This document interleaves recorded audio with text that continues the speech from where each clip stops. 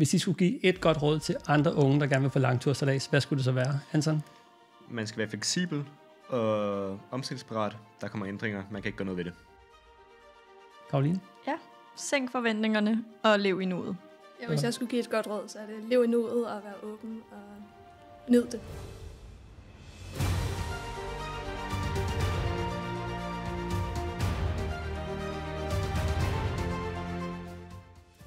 Så har jeg jo inviteret jer 3 ind. I er 3 unge mennesker. I har alle sammen været på langtursejlads. Og I er kommet herind for at skulle gøre andre, der står i samme situation som jer, altså unge mennesker, lidt mere forberedte på, hvad det vil sige at være afsted på langtursejlads, og måske også give nogle gode råd med på vejen til andre. Så tusind tak, fordi I vil være med. Og først så skal vi lige have en introduktion til jer. Anton, du får lov til at starte igen. Hvem er du? Hvor gammel er du? Ja. Og hvor har du været hen og sejle? Jeg hedder Anton. Jeg er fra Nordsjælland. Jeg har arbejdet et år, inden jeg tog at rejse i en vuggestue for at spare op til min tur. Jeg var ude at sejle med fællesskab på vand på Atlas i Fransk Polynesien. Ja. Hvor længe var du afsted? Jeg var afsted 4 måneder, og jeg tog afsted sidste september, tror jeg. Sidste september, så du er næsten lige kommet hjem også? Ja. Okay, fedt. Ja, og jeg hedder Karoline, og jeg er 23 år, og jeg blev færdig med min bachelor i arkitektur i sommers, og så ville jeg gerne ud at rejse. Og så tog jeg lidt en impulsbeslutning, og så tog jeg ud at rejse med Anton på Atlas, og ja, vi var afsted i 4 måneder fra september, og så er vi lige kommet hjem. Okay. Ja, og Benedikte? Ja, jeg hedder Benedikte, og jeg er 20 år, og jeg blev færdig med min studentereksamen i sommeren 2022, og ja, faldt over det her langtidssejlads, og brugte det første år på at spare op og arbejde, og så tog jeg afsted her i september, og har været afsted i 4 måneder i alt, ude på Orbit i Filippinerne, også med fællesskab på vand, og ja, jeg skulle kun have været afsted 2 måneder, men valgte så at forlænge undervejs, så det endte med at blive 4 måneder. Okay. Så jeg var på 2 forskellige togter. Okay, og du har bestilt endnu en tur Yes. til afsted i et år? Ja. Fedt. Det skal vi også høre lidt om, hvorfor du har valgt at tage afsted igen. Jamen, jeg kunne faktisk godt tænke mig først at høre, sådan, inden I tog afsted på langtur, hvordan I gjorde jer klar til det, hvilke nogle forventninger I havde, men også det praktiske, hvordan I fik det til at gå op. I er jo alle 3 lige den alder, hvor man har sabbatår, eller har et år væk fra studiet, som du har taget bachelor inden. Så hvordan fik I det til at gå op, Anton? Som sagt, så arbejdede jeg et år i en vuggestue, hvor jeg bare levede, altså, jeg tror, jeg levede med 3.000 kroner om måneden, og det var jo bare det, jeg satte det til. Jeg brugte jo selvfølgelig mere end det, og sparede bare resten op for at komme afsted. Og jeg havde ikke som sådan sat mig nogen forventninger til min tur, fordi at dem, vi skulle stå med fællesskab på vand, de har ligesom sagt, man skal ikke leve nogen forventninger, og det er jeg glad for, at jeg ikke gjorde, for jeg kan høre med nogle af de andre, vi havde stået med, de har sat forventninger, og de er bare ikke blevet oplevet eller sådan opfyldt. Nej. Så de har haft et andet fokus derude? Ja, med at der var nogle ting, de ville se, og jeg var bare sådan, at jeg skal bare ud, og så sker der, hvad der sker. Jeg fandt ud af, at jeg synes faktisk, at fællesskabet var meget federe end dykkerturene, som vi egentlig var på en dykkerbåd, som var først på men der fandt jeg ud af, at det var meget fedt at være sammen med de andre både. Ikke fordi det ikke var fedt at være sammen med folk på Atlas, men det der med, at man får et nyt indblik og nogle andre mennesker, men ender med at være 30 mennesker i stedet for kun 12, så synes jeg, det hjælper virkelig på det. Ja.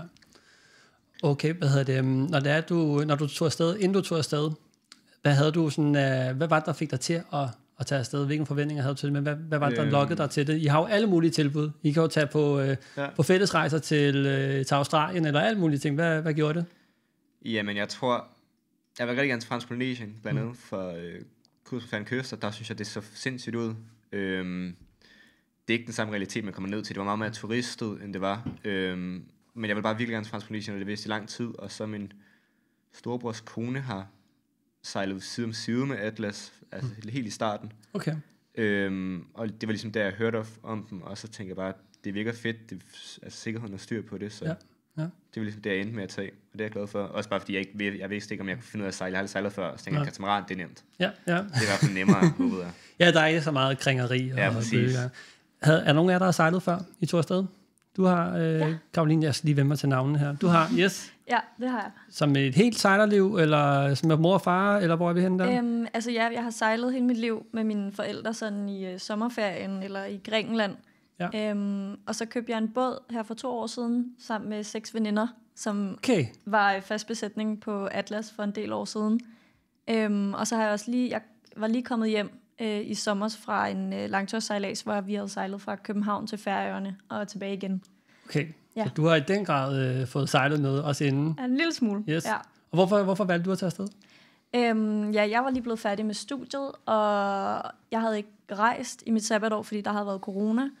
Og så synes jeg bare, det var en god mulighed nu. Jeg havde en pause imellem med min bachelorkandidat, og så tog jeg beslutningen ret hurtigt. Jeg tror, jeg tog beslutningen og bookede turen, og så var jeg på flyet 3 uger efter. Sådan. Ja, stærkt. Så det gik meget hurtigt, så jeg havde virkelig 3 intensive uger med at pakke og købe ind, og alle de der ting, man skal. Fedt. Benedikte, hvad med din forberedelse? Ja, jeg tror, jeg stod i midten af 3.G og var sådan, jeg ved, jeg skal ud og rejse, og jeg ved, jeg skal have 2 sabbatår, og jeg skal bruge det første på arbejde. Og så tror jeg på Instagram fandt jeg bare det her med at være på langtursejlads og være gæst. Og det sagde mig bare virkelig meget. Jeg har aldrig sejlet før, jeg har aldrig dykket før. Så det er også ligesom for at prøve at udfordre mig selv og kaste mig ud i noget helt nyt, fordi jeg gerne vil igennem lidt personlig udvikling. Og ja, og så sagde det mig også mere, fordi at det er et mindre fællesskab frem for, at man med sådan noget rejsehøjskoler og sådan noget, er man ofte de der 20-30 mennesker, og på sådan en båd, der er man alligevel kun 10-12 mennesker på den måde. Helt tæt sammen. Ja. Så det var også noget af det, der lokkede også med, det der med at bo tæt sammen med andre, og opleve fællesskabet. Og også leve det der. Og leve lidt det der liv, hvor at meget tiden havde vi jo ikke data derude, og sådan, det er bare en ret anderledes hverdag, end det man er vant til herhjemme, hvor man hele tiden er på sin telefon, eller ser Netflix eller noget, hvor her er der bare ikke mulighed for det. Så sådan få muligheden for det, det var ret vigtigt for mig. Ja, så altså simpelthen være off-grid. Ja, det var lige tage den off-grid, 100%. Okay. Hvad med, når nu I skulle afsted her, og I skulle lave forberedelse til det, I har jo taget det med fællesskab på vand, hvor der er en masse intromøder og sådan noget. Så I har screenet internettet for forskellige, I har sikkert fået en masse tilbud på Facebook, eller fundet en masse, der søger gæster og sådan noget. Hvad vil de sige til andre, der sidder og søger? Hvad skal de lægge fokus på, når det er, at de sidder og screener nettet? For der er jo kommet enormt mange, der gerne vil finde nogle gæster til at spytte både i pengekassen, men også til at være med til at sejle båden. Hvad vil være jeres råd til dem? Hvad skal man gå efter? Jeg tror måske, man skal tjekke, om de har et godt ry, eller sådan, hvordan de er kulturelt, fordi det er virkelig noget at komme ned et sted og være upopulær. Fordi du får bare ikke en god oplevelse med det. Og synes jeg i hvert fald, det vi var afsted med sikkerheden, det var virkelig fedt, og halvvejs undervejs, der fik vi sådan et refresh-kursus med sikkerheden ombord. Ja. Og det var det, jeg synes var virkelig fedt. Der var ikke på noget skridt, hvor der var nogen, der ligesom følte sig usikker, eller havde noget problem med sikkerheden. Så det synes jeg virkelig var sådan i toppen. Også, det hedder motorstop, det var jo sådan, okay, men det fikser vores kaptajn bare, eller sådan.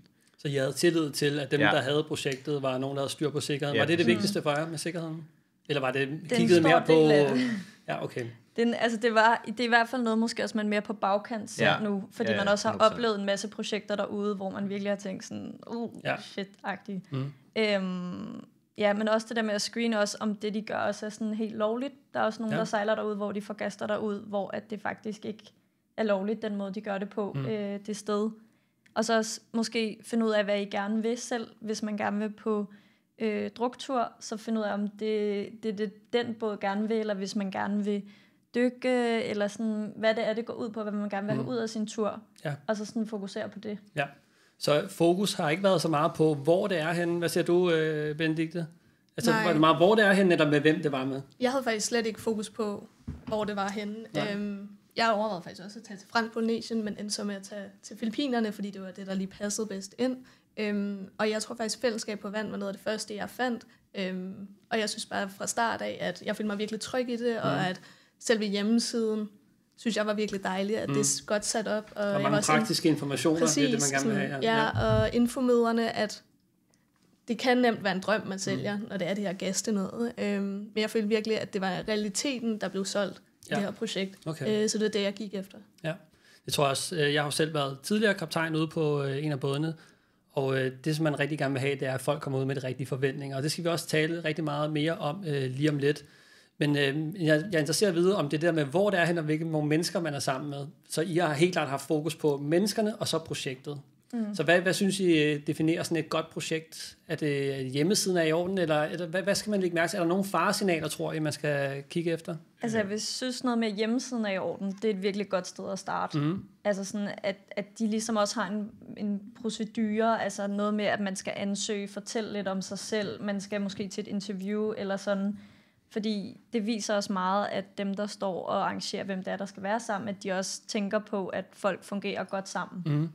Og det bliver der lagt væk på der, altså at vi vil gerne have så og så mange kvinder med og mænd med, fordi der skal være lidt balance i tingene. Helt klart. Hvad var det, jeg tænkte på? Jo, når de så sidder og kigger på de der, hvad nu hvis der kommer et Facebook-opslag op, hvor der står noget med, at I kan stige ombord i cirka den her periode, og hvis I bare bliver en måned eller halvanden måned, det vil være fint for os. Altså, hvad vil I have det med de opslag? Synes I, jeg tror, det kommer an på, hvad det var, hvis det var sådan et familietogt. Ja. Så vil jeg nok abstage lidt mere, at det er lidt mere loose, fordi de ikke sådan er sikre på, hvor man er, men når det er sådan et gæstetogt, hvor det er jo bare sådan et, på den plan useriøst, fordi at, hvis de ikke ved, hvor de er henne på det tidspunkt, eller har nogen steder, så er man sådan et, hvad kan jeg reelt bruge det til? Det synes jeg bare sådan et, på den plan useriøst. Der skal være sådan en, man kan godt høre på mig, jeg har sådan en holdning til det, ikke? Der skal være en afgangsdato, det er i hvert fald mit råd til også dem, der lytter med, en afgangsdato, og så en påmønstringsdato og en afmønstringsdato.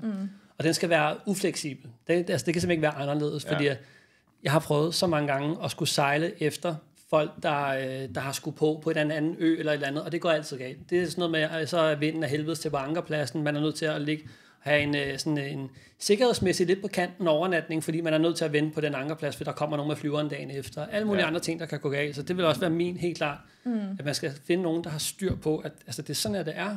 Og så kan det godt være, at man synes, at det er irriterende, og min flyver den koster 2.000 kroner ekstra, hvis jeg kommer den dag der. Men man skal se det som et godt tegn.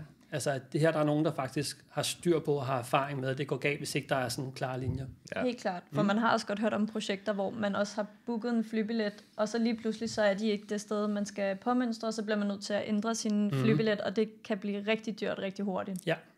Folk, der har de både, der har en sådan fast form med, hvornår vi mødes, de sørger for at komme i hvert fald nogle dage før, eller 4 dage før, hvor dem, det er sådan lidt, vi ringer 2 dage inden, og så skal vi nok lige fortælle dig, hvor vi er henne, og så skal man flyve rundt i hele Karibien for at finde, eller hvor det nu er henne, ude i Stillehavet, ikke? Okay, så når I så kommer ombord på båden, lad os tage jeres første møde med langtursejlads. Benedikte, hvad var det at komme ombord? Hvad sprang i øjnene for dig?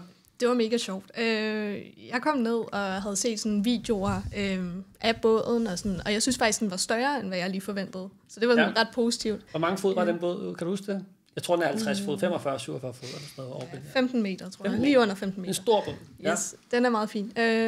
Men ja, jeg fulgtes med nogle af dem, jeg skulle være gæster med på vej derned, og tog flyveren med dem, så allerede der startede der ligesom et fællesskab. Og så kom vi ud på båden, og der blev man bare kastet direkte ud i det, og fik en masse briefing og sikkerhed og sejlads, og fik al information på en gang, så der var man lidt bumpet den første aften. Jeg kan godt huske, da jeg gav briefingerne ude, folk var, jeg tror folk, de fik et dårligt indtryk af mig den første dag, fordi de var så trætte af at høre på mig til sidst. Altså jeg kunne bare se, de var helt lange i ansigtet, og de var bare gerne i gang. Og hvordan var det så, det der med at komme derud, og så kommer man ud til en skipper, eller måske er der ovenkøbet nogle andre på båden, som har været i gang i et år, og som er i et helt andet tempo. De har set det hele, og de kan sagtens bruge 2 uger på at lave ingenting, hvis det er det, der skal til, for at de lige får slappet af. Hvordan er det møde? Og jer, der kommer ud helt spændte og bare klar til at flyve op ad det højeste bjerg, der er derovre. Altså, jeg tror, vores var lidt specielt, fordi at da vi kom derned, der var båden jo altså overhovedet ikke klar til at sejle, og fastbesætningen havde brugt 5 uger, altså døgndrift på at fikse den båd, så de var totalt smadret. Ja. Og de lignede, altså de prøvede virkelig at komme op i tempo sammen med os, men det var jo selvfølgelig ikke, altså de skulle lave ting på båden, det var ikke klart. Vi var jo også med til at lave ting. Ja. Altså. Og I vil jo gerne have, altså nu skal vi i gang, og de er måske altså nede på energi, fordi de har brugt de sidste et eller andet. Ja, og de vil jo også gerne væk, fordi at vi sad jo bare i sådan en venteposition. Så jeg tror, det var lidt en anden start for os, eller sådan, hvordan man kan sige, og vi endte også med at bruge 3 uger i Papeete, som ikke nødvendigvis er den fedeste by at bruge 3 uger i.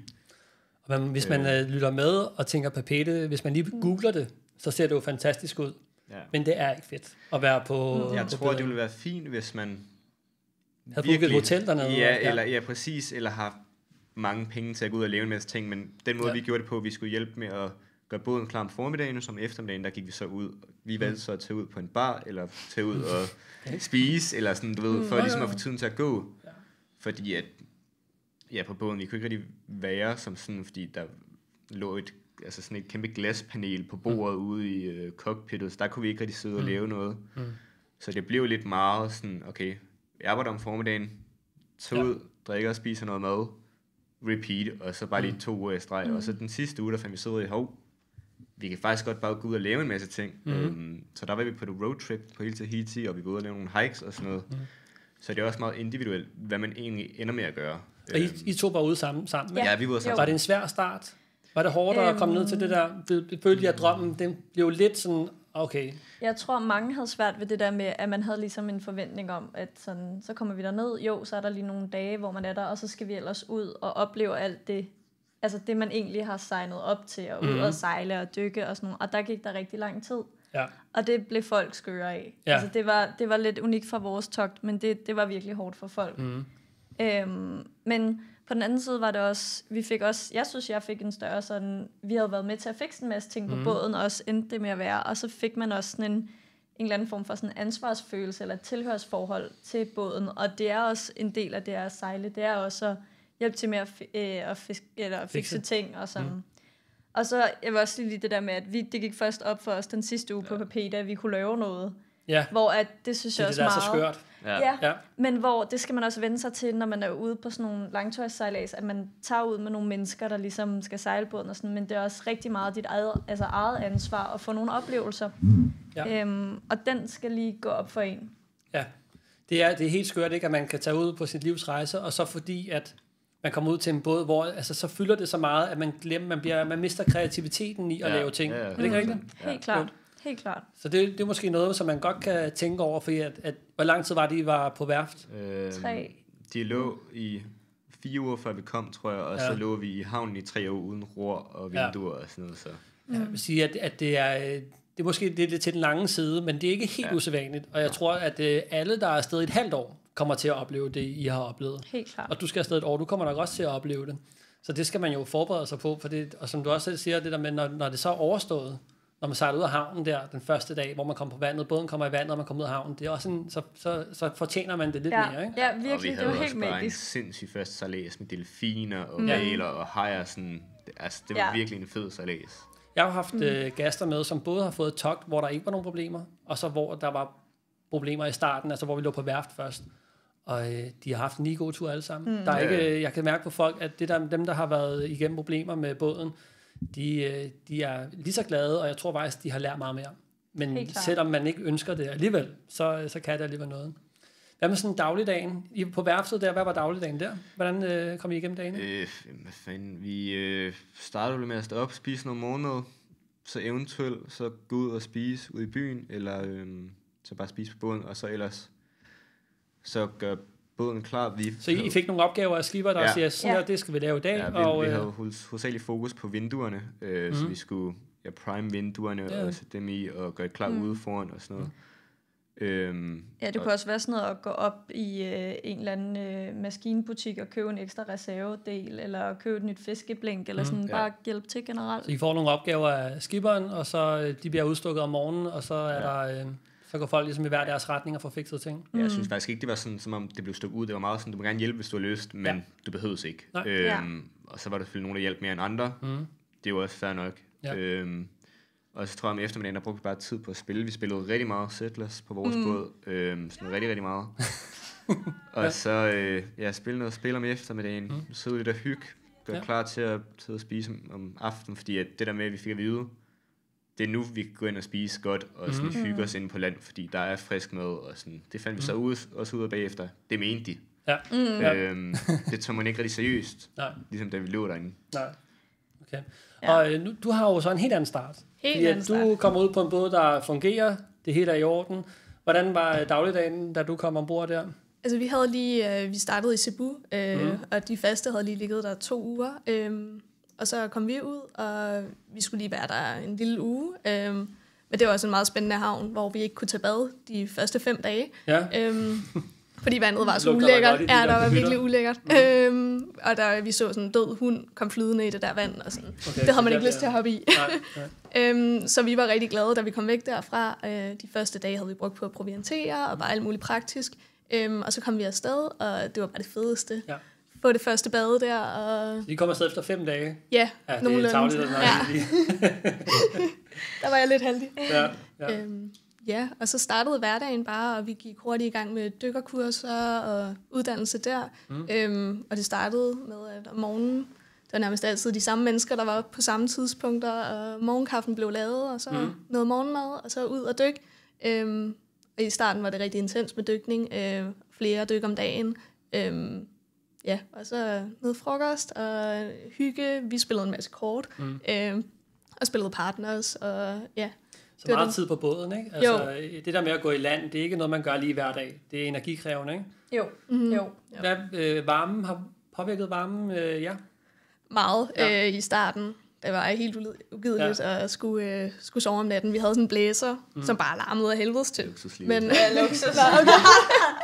Ja, vi havde en lille blæser, så den blev guld værd, og til sidst hørte man slet ikke den blæser. Men vi havde problemer med at sove i starten, og jeg havde også en køje først i salonen, men byttede som en af de andre, fordi de simpelthen ikke kunne sove ude i kahytten, hvor der var ekstra varmt. Så vi havde problemer med det hele. Ja, der er ikke mange, der har airconditioning af de der langtursejlere. Det kunne man måske godt give som råd at kigge lidt efter, men det er der ikke mange, der har. Eventyret. Føler I, når I nu på bagkant kigger på det, og nu tager især til jer, føler I så, at eventyret startede på dag 1, eller da I kom afsted? Jeg synes, på bagkant. Jeg tror næsten, da jeg tog afsted, fordi jeg startede med at tage til Paris, hvor jeg var sådan, okay, selvfølgelig kan man finde hoteller i Paris. Ja. Der var ikke noget hotel, så jeg endte bare med at være vågen i, jeg ved ikke, 19 timer, sove 2 timer på flyet, og var bare totalt smadret, da jeg kom frem. Så jeg lignede jo bare et spøgelse, og altså, der blev sagt nogle vilde ting i hvert fald, fordi af en eller anden grund, så vi alle sammen boet i samme hotel med Papete. Meget sjovt, meget tilfældigt, så vi ligesom mødte hinanden alle sammen dernede. Okay, og hyggeligt. Ja. Men hvordan tror I havde det, jer der nu var på båden, der havde lidt problemer? Da I var dernede, følte I så også, det var på dag 1, at eventyret var der, eller følte I først, da I tog afsted? Ej, jeg synes, dag 1, fordi at vi lavede alligevel mange ting dernede, og vi var jo altså et helt andet sted, og sådan, det der med, at man var på båden, og man hjalp på båden, og sådan, vi mødtes de andre på de 2 andre både, vi sejlede sammen med. Så jeg synes, det var på dag 1, og det er bare det der med, at man møder mennesker, man skal bruge de næste 4 måneder sammen med, og man ved, altså, du kan ikke rigtig tage afsted. Men I lyder også, som om I har været gode til at håndtere det der, og grunden, det der, hvor jeg gerne vil hen med det, det er, jeg tror, der er mange, der når de kommer hjem, tænker, gud, det var sgu egentlig også meget fedt, de første 3 uger, hvor båden var smadret, men jeg nød det overhovedet ikke. Men og det jeg godt kan forstå, men... men det tror jeg også lidt, at sådan, jeg synes også, jeg kan huske især den sidste uge, det var hårdt, altså sådan, og der var der også altså nogle gange lidt dårlig stemning på båden, og altså sådan, men det er også sjovt, når man kommer hjem, og så kigger tilbage på det, så var det jo bare det fedeste, fordi at det kan godt være, at du er i en storby, men det er på Tahiti, og der er palmer, og det er mega skønt alligevel, så sådan på bagkant ser det også lidt anderledes ud, end at være i det. Når jeg ser tilbage, så havde jeg jo det der pres for folk, ikke? Altså jeg havde 13 mennesker, som gerne ville have Jakob, hvornår skal vi afsted? Og vi har også, jeg vidste godt, de har jo betalt mange penge og sparet op, og det var, de havde lagt hele deres opsparing i det der. Så man har et kæmpe pres, og når jeg så kigger tilbage på det, så tænker jeg egentlig, vi havde det egentlig godt. Altså vi havde det godt, men jeg havde det af helvedes til. Altså jeg havde det simpelthen af helvedes til, og jeg lå og rodede rundt nede i motorrum hele dagen, og var helt smadret om aftenen. Men når man så kigger tilbage på det bagefter, så er det så om, at det får et andet liv, for mig i hvert fald, efterfølgende. Ikke? Helt klart. Lad os så tage selve sejladserne. Nu, de her dagligdage på ankerpladsen, det fylder jo helt vildt meget. Men sådan, hvad har været det bedste ved det der med at være ude og sejle? Jeg tror, det jeg synes var fedest, finder jeg i hvert fald ud af, jeg synes det var fedest, det var fiskeri. Okay. Det startede egentlig med, at jeg synes var sådan, whatever, altså, men sådan det der med, at man så kan sidde, når man står op, finder man lige fisk gravet frem, sætter noget ud, det er noget lort, samler det ind, tager noget andet ud, og sådan, det der med, man fanger jo ikke sindssygt mange fisk, eller for mange bid, men det der, når hjulet så bare kører, vi snakker oceanfiskeri nu, ikke? Ja. Okay. Og når det der hjul bare kører, alle bare hopper op og skriger, det synes jeg, det er nok noget af det fedeste, fordi der bliver så høj energi ud af ingenting. Ja, den der stemning, og det er jo også sådan et heldagsprojekt, hvis man så fanger en fisk. Altså, det var det sjoveste. Jeg fangede 2 fisk derude, så gad jeg simpelthen ikke mere. Så fordi at det var et kæmpe projekt hver gang, og man lugtede af fisk i 4 dage, jo.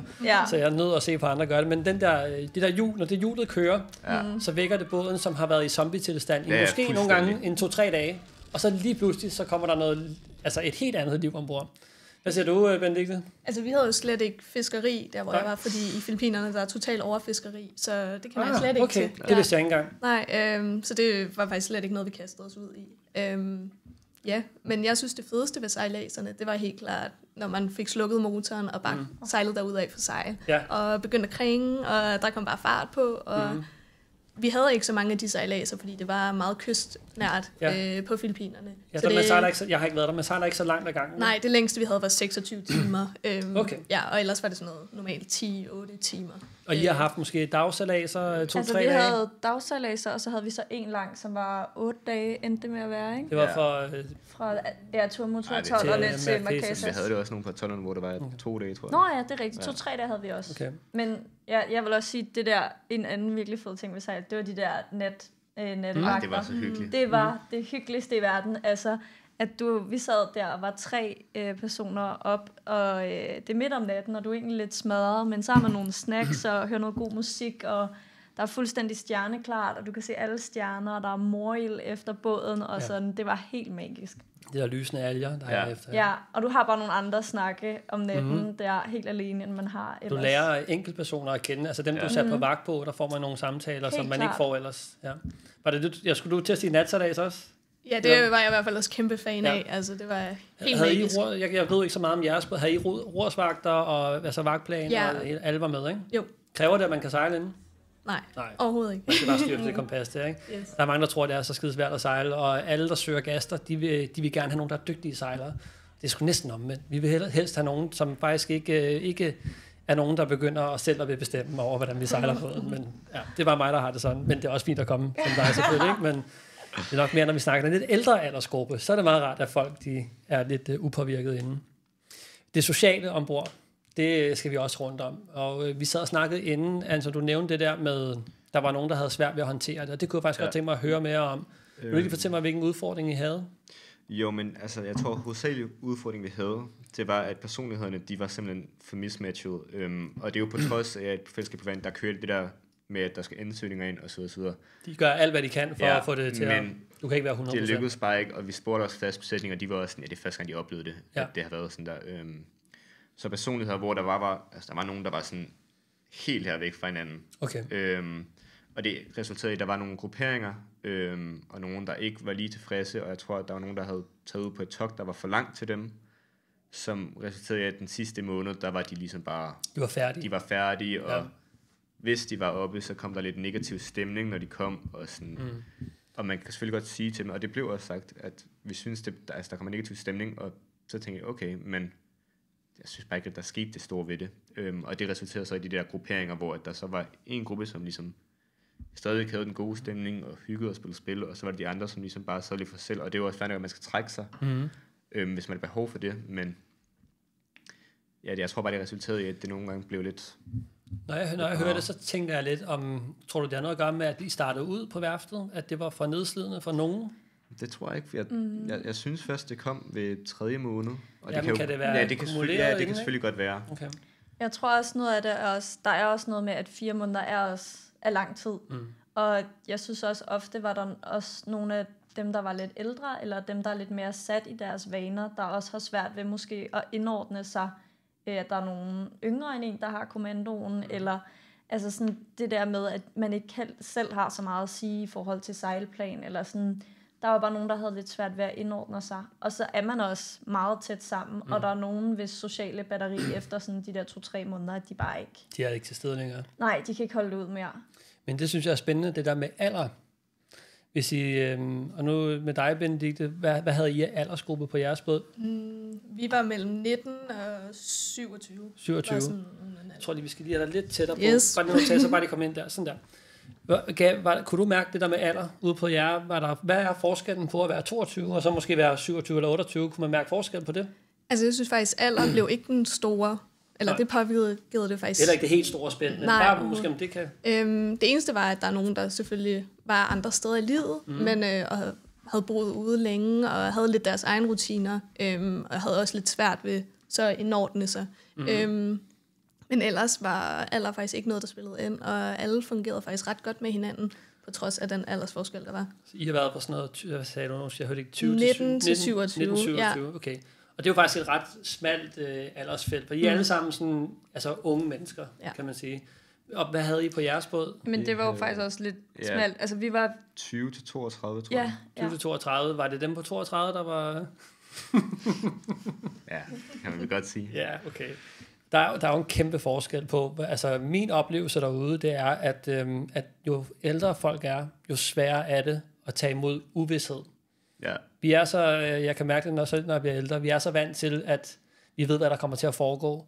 Hvor jeg, der lige er gået ud af gymnasiet eller af universitetet, I er vant til, at der står en lærer og siger, hop, og så hopper I. Altså, det skal ikke lyde arrogant eller noget som helst, men som skipper lægger man virkelig mærke til det der, at jer unge, I er så, hvis man siger, vi ved ikke, hvornår vi kommer afsted.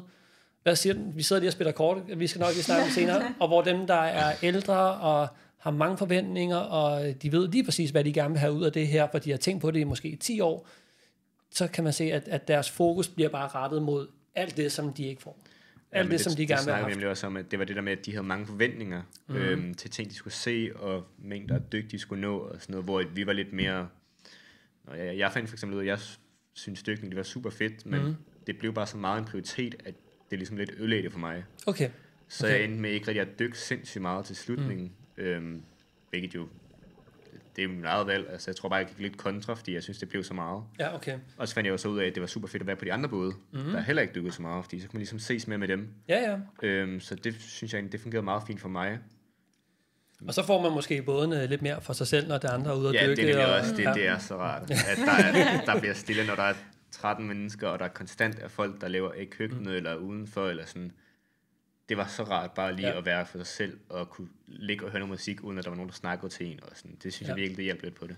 Men tror jeg så, det giver noget, at der er nogle ældre ombord? For jeg vil nok ikke lige sige, at man skal gå efter både, hvor der kun er unge mennesker. For at det kan også give noget andet. Så hvis nu vi snakker kønsfordeling, og nu går vi bare ud fra, at der lige er 2 køn. Det er lige nemmere for samtalen her.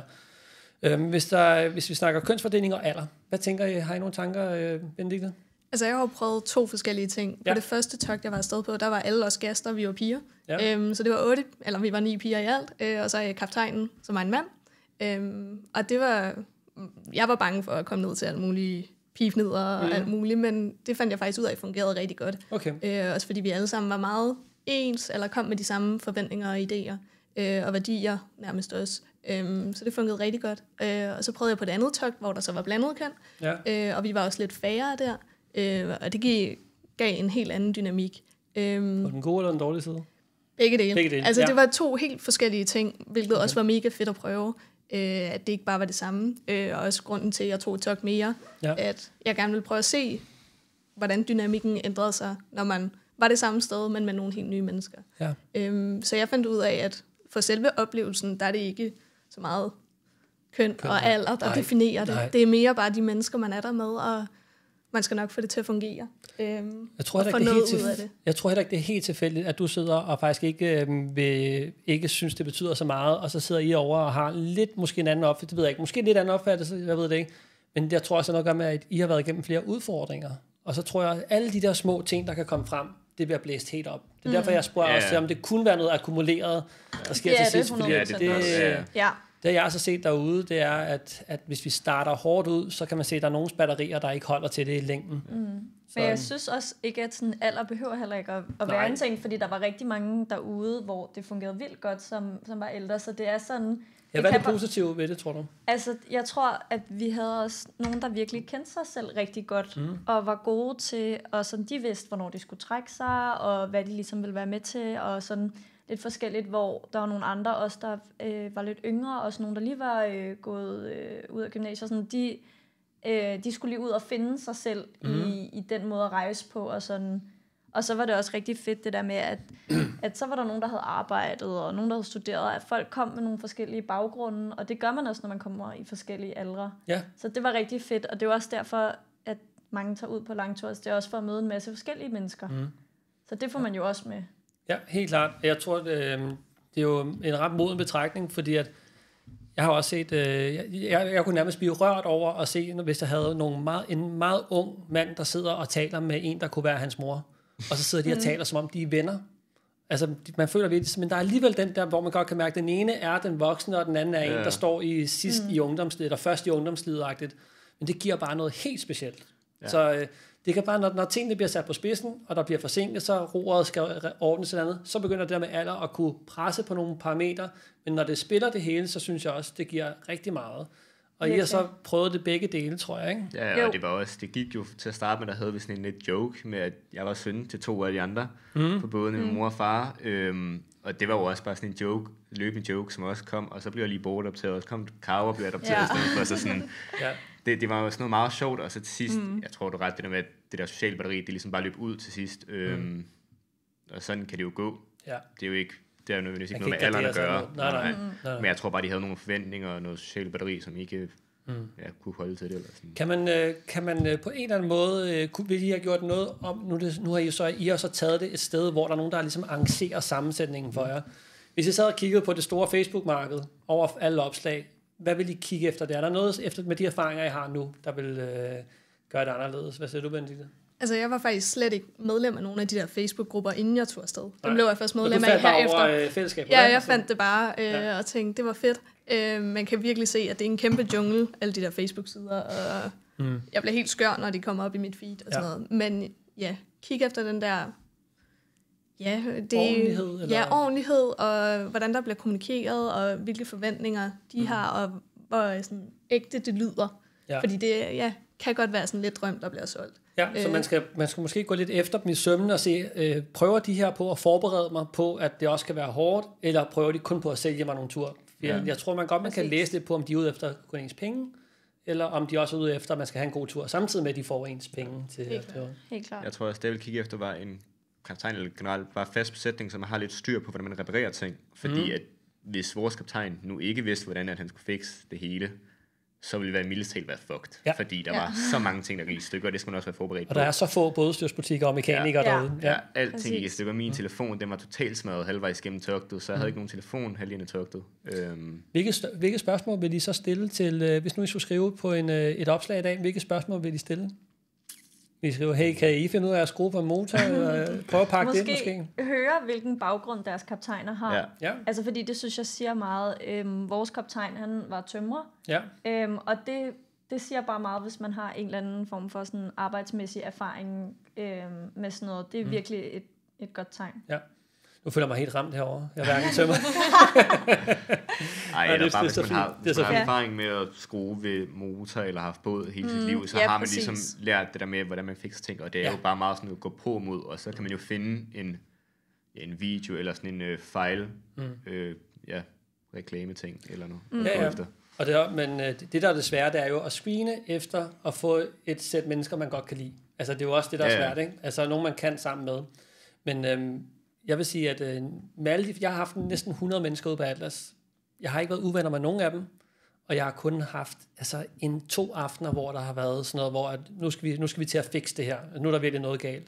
Og det synes jeg alligevel er imponerende, og I har måske lige haft lidt mere, og havde jeg været skipper derude, så havde jeg sikkert haft det samme. Jeg har måske også været lidt heldig, men jeg tror også, man skal også, man kan bedre med folk, end man lige tror, er min erfaring.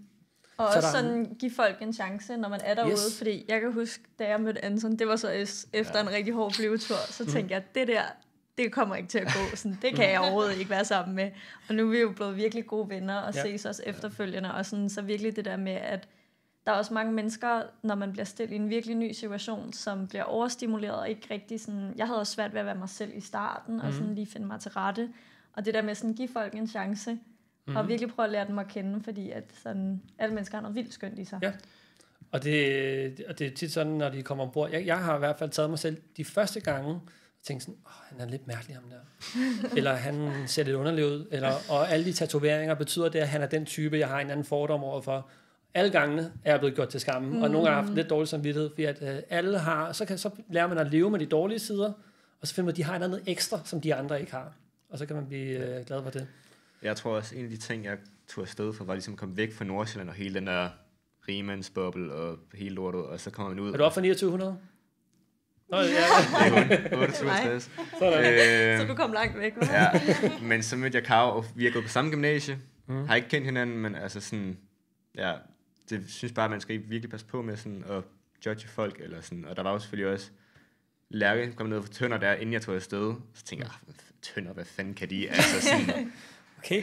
Men hun er sgu meget sød, og det fungerer sgu bare, og hende er ved at ses med efterfølgende, og sådan, så jeg tror, at man skal bare passe på med at judge folk, når man kommer ind i de der grupper, og ser, hvor folk er fra, og sådan noget, fordi jeg var sådan, her. Ja, man skal ikke gå ind på Facebook inden og læse alt op. Nej, det var... I hvert fald, man kan godt gøre det, men man skal ikke tænke, at det er det, der repræsenterer en person. Overhovedet ikke. Men det er også det, der er det fede med langtidssejlads, at man møder mennesker fra alle steder i landet, og møder mennesker, jeg ikke havde mødt i København. Ja. Og det er nogen, der kommer med forskellige baggrunde, og kan bidrage på forskellige måder. Ikke? Vil du sige, at man skal være, skal man være undersøgende over for, hvem der er med, sådan i forhold til, hvilken type det er? Altså, hvis vi tager stereotyp, det kan være en, der spiller meget computer, og en, der går meget i byen. Altså, for at stille det lidt dumt op. Er det noget, der er værd at gå op i? Nej, det synes jeg ikke. Man kunne godt være lidt jo, måske. Ja, det synes jeg ikke er værd at gå op i overhovedet. Nej. Slet ikke. Nu skal vi så høre, hvad der har været det fedeste ved at være afsted. Hvad har været de største oplevelser? Og I må også meget gerne så lige efter sige, hvad har været det hårdeste ved at være afsted. Benedikte, har du en topper? Ja, altså det er bare fællesskabet generelt, og jeg synes, det har været det mest fantastiske at have nogen at dele hverdagen med, og de små momenter. Det er det, jeg husker mere end alle de store ting. Selvfølgelig var der nogle fantastiske steder, man så, og nogle gode dyk, og utrolig smukke steder. Men det er virkelig fællesskabet, der har været det de mennesker, bedste. Man er sammen med, ikke? Ja, præcis. Og de relationer, man får, fordi det er relationer på en helt anden måde, end hvad man gør herhjemme. Og det er venskaber, jeg forhåbentlig håber på, kan vare for evigt. Ja.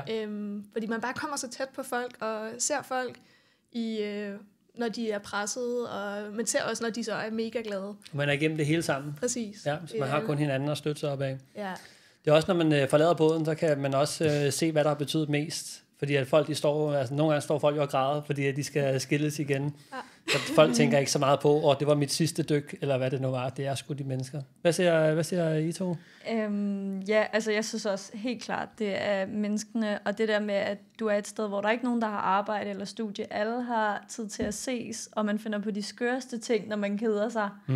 Og så også det der med faktisk at stå i en mega lorte situation, og det regner, og du har en nattevagt, og du er gennemblødt, men så kører du fuld on på ABBA-musik, og har det sjoveste. Altså sådan, det er klart det fedeste faktisk at have det virkelig sjovt, selvom forudsætningerne er helt umulige. Og samtaler om ligegyldige ting, som ikke betyder... 100%. Vi har haft sådan nogle sindssyge diskussioner, hvor vi har lavet sådan en Google-liste med ting, der skal slås op, når vi får internet igen. Hvor nogle af dem var også sådan, hvordan ser en grævling ud, eller hvor stor er en grævling, hvor man også sådan, altså det er for... Vi havde, og man kan blive solbrændt igennem en rode. Så det måtte vi google sådan en måned efter, vi diskuterede det jo, og det var spændende, fordi så begynder man at få alle mulige gode, alle mulige fysiske forklaringer, og vi var virkelig presset over den diskussion. Ja. Det var skide sjovt. Også fordi, når du ikke kan google det, så bliver man nødt til sådan rationalisere det, og der kommer de sindssygste argumenter på bordet. Det var så sjovt. Ja. Men det var også nogle gange, altså det var det, jeg synes var det værste også nogle gange. Det var, når fællesskabet ikke fungerer, fordi det er det, der er det vigtigste derude. Altså fede dyk og alle de der ting, men det er det, der ligesom, hvis det går dårligt socialt, så er alt dårligt. Ja. Altså, så det var virkelig sådan, det der med at skulle sidde og tage en hård snak, eller tage en konfrontation med nogen, man har sagt pyt til hele turen, eller sådan. Det synes jeg klart var det hårdeste. Ja. Kan man sige noget om, hvordan man skal være derude? Det synes jeg godt, man kan. Jeg synes, man skal tage de små ting og snakke om dem, fordi at de vokser, og det kan være, at man tænker pyt. Hvis det var mig, hvis det var mig, så ville det nok bare gå væk i morgen. Det er ikke sikkert, det er sådan for den anden person. Det oplevede vi. Fair nok, det er sket. Men jeg tror, at de der små ting, de er vigtige at snakke om, og det fik vi også at vide til at starte med, men tænkte, men det er virkelig vigtigt at snakke om. Ja, så man skal tage dig ud og være klar på, hvis der er noget, der går mig på, så skal jeg også være åben for at sige det hurtigt. Ja, og det er vigtigt. Og så, for ellers er det faktisk, så er jeg selv ansvarlig også for, at det ikke blev den tur, jeg gerne vil have. Og være åben for os, og for at vide, at der er noget, du skal ændre, og så for rent faktisk prøve at ændre det, fordi det er noget, at der er nogen, der kommer hen og siger til dig, hey, jeg synes, det der er røvirriterende. Og man sådan er bare sådan, Ja, man skal være åben over for at ændre lidt på sig selv, og lige file kanterne lidt, og også være klar til at sige højt, hvis der er nogen, man har det lidt svært med. Kommunikation er bare generelt rigtig vigtigt. Vi havde også søndagsmøder, det tror jeg. Det havde vi også. Hvor man først lige tog en runde rundt i fællesskabet med, hvad der var praktisk, hvad man lige sådan noget med, at det kunne være nice, hvis folk lige slog toiletbrættet ned, eller lige fjernede krummer og sådan noget. Og så bagefter havde vi en følelsesrunde, hvor man lige fik mulighed for at nævne de ting, der lige gik ind på, eller man bare havde det mega fedt, og så fortalte vi også lige ens højdepunkt på ugen. Hvilket nogle gange var steder, man havde set, og andre gange var det et eller andet godt grin, eller sådan noget. Ikke? Præcis. Og også det der med sådan, i starten, kan vi huske på de der søndagsmøder, så sagde man bare sådan, det går fint, jeg har det godt. Ja, så sidder skipper og tænker, Og det er også sådan, og så siger alle det, og det er ikke sådan. Og det hjælper rigtig meget. Vi har de bedste søndagsmøder, vi har haft, det er, hvor der er en, der har sagt, jeg synes virkelig, det har været hårdt, eller jeg synes, det har været en lorteuge. Og så lige pludselig, så skaber det et forum, hvor alle de andre tør at sige noget. Ja. Og det er ret vigtigt, så sådan være sårbar, og sådan husk, at hvis du har det sådan, så har de andre det sikkert også. Så simpelthen være klar til at åbne munden. Jeg har det jo lidt sådan, jeg sagde det også derude, at hvis der er noget, der går ind på, man ikke siger det, så kan man ikke komme tilbage til mig bagefter og sige, at det var for dårligt, det var sådan her. Altså hvis ikke man siger det undervejs, så kører toget. Og man fortryder det, hvis ikke man får sagt noget, så fortryder man det, når man kommer hjem, fordi det går ud over ens tur, og man har brugt mange penge på det. Så hvis ikke man åbner munden, så det er lidt ens eget ansvar også. Så er det faktisk ikke den person, som bliver ved med at lægge den der kniv med smør på nede i køkkenet hele tiden, så er det faktisk ens egen skyld lidt, at man står mig ret. Ikke? Det værste? Det hårdeste? Ja, noget sygdom, og jeg fik en infektion i foden, hvilket gjorde, at der lige var nogle dage, hvor jeg ikke rigtig kunne gå. Og det kan også skabe sådan lidt bekymring. Præcis, jeg var lige en tur på hospitalet et par gange, og sådan noget, så det var mest de bekymringer. Men det udvikler sig, og udvikler det sig ikke. Præcis, så den der uvidsthed omkring noget sygdom, og fik også noget blærebetændelse, og som jeg ved, mange andre gør. Men jeg tror, jeg var meget heldig i forhold til, at vi ikke havde de store ting, der gik i stykker og alt sådan noget. Så det var mest sådan noget med sygdom, og så når det crashede i fællesskabet, og der lige var nogle ting, der skulle tages. Det var helt klart de hårdeste ting. Det er jo ikke nemt. Nej, og det er ting, man normalt hjemme i Danmark bare vil være sådan, det går nok, ikke? Ja, og så tager man hjem efter skole, så tager man jo hjem, og så kan man lige lade op til dagen efter, hvor den samme irriterende person er der, men så klarer man lige 4 timer mere. Og det har man jo slet ikke mulighed for, når man er på båden. Så det skulle man lige vende sig til. Ja. Det hårdeste? Fællesskabet, der går i stykker, og at jeg mister min farmor, men det kom ligesom også fællesskabets gode på en eller anden plan, fordi at vi ligesom samlede os om noget, hvor at alle sådan... Det synes jeg bare var meget fedt at hjælpe om sådan. Der kunne man mærke, at folk gerne vil en godt. Modstand er noget af det bedste for et fællesskab. Det er der, altså, I har fået noget af det, Så bliver det meget mere intenst. Ja, Karoline? Ja, det er også blevet sagt, men altså det der med, når fællesskabet ikke fungerer, eller der er en hård samtale, der skal tages. Ja. Klart det hårdeste. Så det er ikke, om palmerne har en rigtig farve, eller om vandet har en rigtig farve, eller hvad man ser, om man har fået kun lortedyk eller gode dyk. Overhovedet ikke. Alt det der, det er bare baggrund. Ja. Det er tapet. Man skal have det godt på båden. Det er det, der er vigtigst. Ikke? Ja. En anden ting, det er hvad man går glip af på turen. Hvad har I måttet sige farvel til, for at kunne tage afsted? Og det er jo måske bare rejse generelt, måske et eller andet sted. Altså, jeg valgte jo at forlænge undervejs, og det var lige op til jul, så jeg havde jo regnet med, at jeg ville være hjemme til jul og nytår, og skulle bruge det med familien. Men der valgte jeg så at forlænge. Så jeg gik glip af de der højtider, som jeg aldrig har gået glip af før. Så det var også noget, jeg tog ind. Og lige tænkt over det, om det var noget, jeg ville gå glip af, men er rigtig glad for, at jeg så blev. Fordi jeg har haft en af de sjoveste juleaftener på en helt anden måde, hvordan jeg vil have det hjemme i Danmark. Ja, juleaftener på en lang, det er genialt. Det er fantastisk. Det var det så sjovt. Så ja, det er det. Og jeg fik grint en masse og danset. Og, men som I nok også ved, når man kommer hjem igen, der er jo ikke sket det store hjemme i Danmark. Altså, så man er ikke gået glip af de store ting. Måske nogle fødselsdage, nogen havde, eller...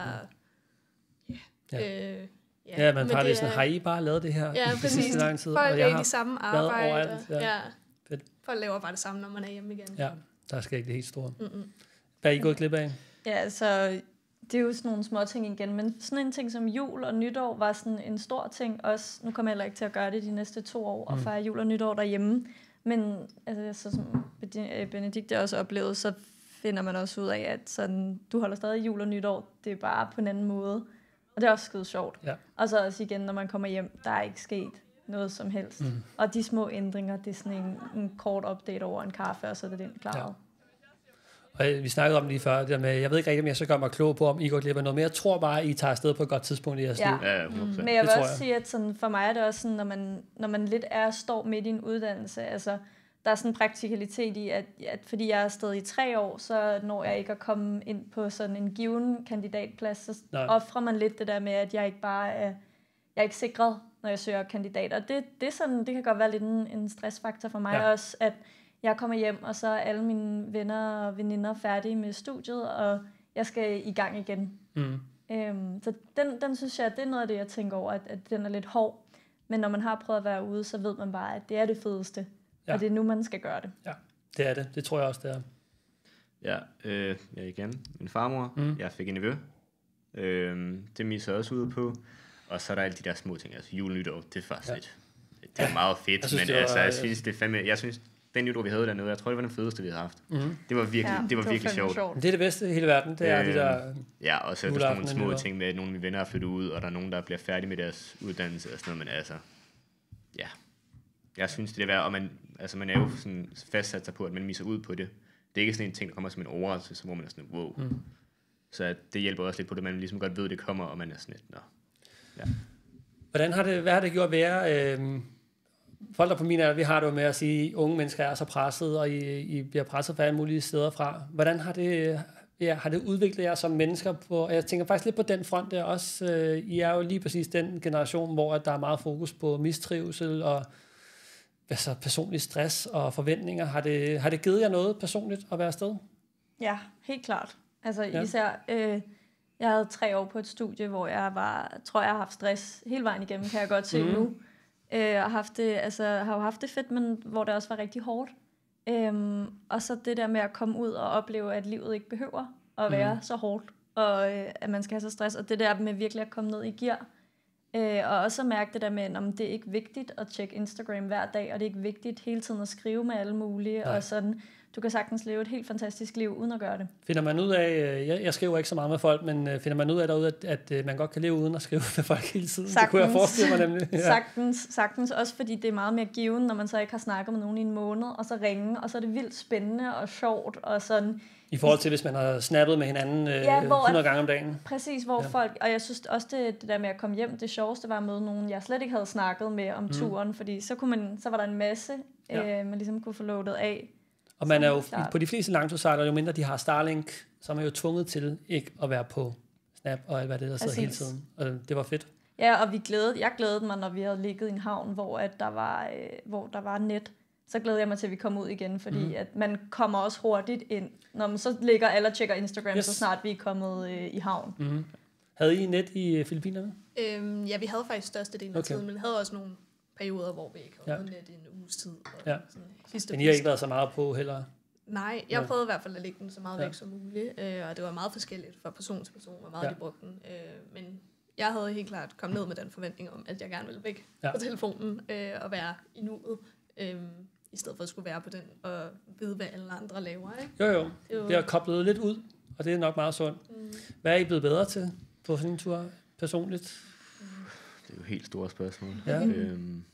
Jeg tror, er du klogere på jer selv på nogen måde? Ja. Jeg tror, det der med at slappe af og være sådan, okay, der behøver ikke at ske noget hver dag, eller sådan hele tiden, når man ser på Instagram, eller sådan det der med, at alle er ude at lave noget, eller når man ser folk ude at rejse, altså de ting, vi har lagt op, har jo også set sindssygt ud, men realiteten er jo, at 80% af tiden ligger vi på båden og laver absolut ingenting. Så sådan, det tror jeg lidt mere, det der med, at jeg har aldrig rigtig haft FOMO, men sådan, jeg kunne forestille mig, at der er rigtig mange, der har haft FOMO. Det er pisse ligegyldigt, for det er så fake alligevel. Ja. Så sådan, det synes jeg, det har jeg i hvert fald fundet af, det er ret meget det. Og så fundet ud af, at det der med ikke nødvendigvis at skulle være med til alting, igen FOMO, altså dykning, det fandt jeg ud af, det var ikke nødvendigvis, det var noget, jeg havde sygt behov for. Det var selvfølgelig, når de kom tilbage og var sådan, når de set 8 hammerhajer og 12 mansway, så var sådan, okay, fuck, det kan godt være, jeg skal være med på det dyk, men... Slap af i, at man går glip af noget. Ja, det tror jeg er rigtig svært for rigtig mange. Også man har ofte, mit værste mareridt, det var Lonely Planet-bogen. Folk, der havde den med, det var bare sådan smid den ud, fordi at det ligger så stort pres på en selv.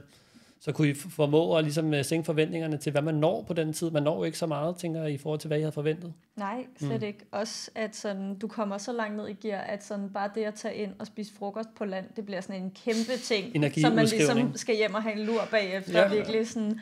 Og det er bare, det skal man tage som noget fedt. Altså 100%. Ja. Det var sjovt. Alting tager bare længere tid, når man er på en båd. Sådan noget madlavning, man normalt ville kunne lave på en halv time, tager pludselig 2 timer. Ja. Så man skal bare sætte noget andet tid af til det. Og hvis du har en e-boks, der skal tjekkes, altså nu, du var så ude, I har måske haft en okay net, men ude i, altså det tager en dag nærmest at komme ind og få ordnet sin bank 100%. Og netbank, og alt det der, det har det måske også gjort for jer. Okay, spændende. Så skal vi lige have et par gode råd med, og lige lidt fakta. Hvor mange penge har det kostet at være afsted? Altså, I har sagt, at I vil fortælle lidt om det i hvert fald. Altså, det kostede for os at flyve til Fransk Polynesien. De fleste brugte 16.000 på flybilletter, og så brugte vi 54.000 i køjepenge på 4 måneder, så vi betalte 450 om dagen. 450 om dagen, ja. Og jeg tror, madpenge, det var måske 150 om dagen. Og så de 450, er dem inklusive dykning? Ja. Okay. Og så er der selvfølgelig alt det andet, lommepenge.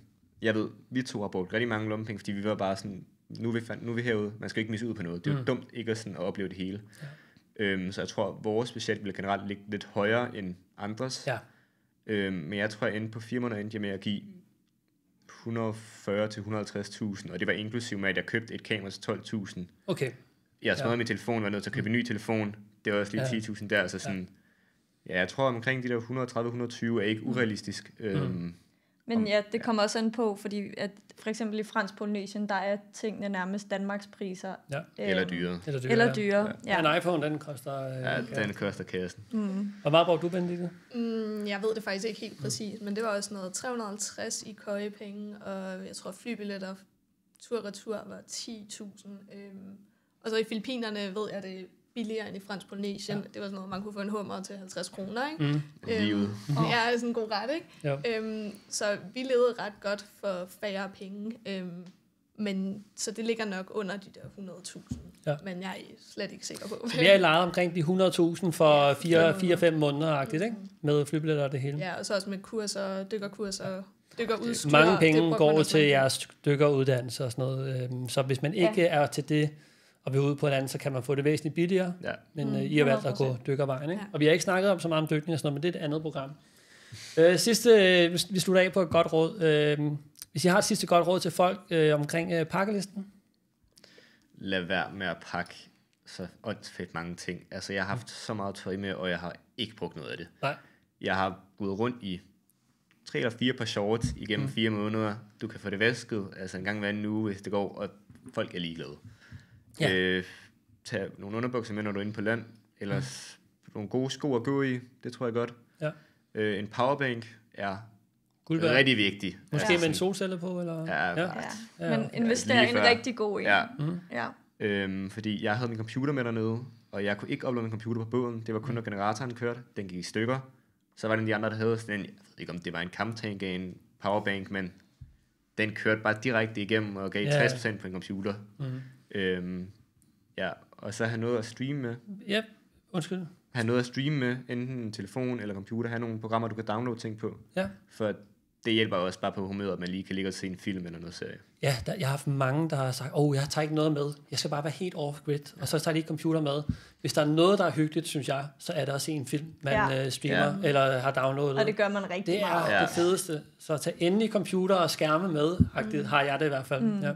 Helt klart. Har du et godt råd til pakkelisten? Ja, altså også totalt enig. Også fordi man køber faktisk også ret meget tøj, når man er derude, fordi at, det går i stykker. Det går i stykker. Og så, powerbank, det fik jeg ikke med, fortrød det bitterligt hele turen.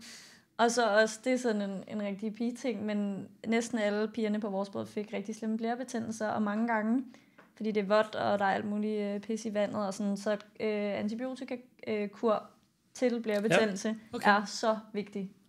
Og søsygepiller. Ja, søsygepiller, ja. Benedikte? Vådservietter, jeg fandt jo ud af, enten køb det som noget af det første, fordi nogle gange er man steder, hvor man ikke kan gå i bad, eller ikke kan hoppe i vandet, fordi det er så ulækkert. Ja, okay, ude i Filippinerne, ja, præcis i hvert fald, der havde vi nogle gange. Så det vil jeg i hvert fald tage med. Og så, det er også mest for piger, men sådan menstruationskop, fordi mange steder er det svært at få tamponer og alt sådan noget. Så hvis man ikke har fået pakket nok af det, så er en menstruationskop bare helt fantastisk. Okay. Ja. Og man kan ikke have nok bikini og badedragter med. Nej, men man kan godt have mange kjoler med, og trøjer og pis og lort. Altså vi havde en pige, der havde 40 bikinier med, og det var perfekt. Det var lige tilbage. Det fylder ikke en skid, jo. Nej. Godt. Ved hvad? Tusind tak, fordi I vil gøre os. Jeg er også blevet klogere, og så også alle dem, der ser med klogere, lytter med. Tusind tak. Tak fordi du måtte være med.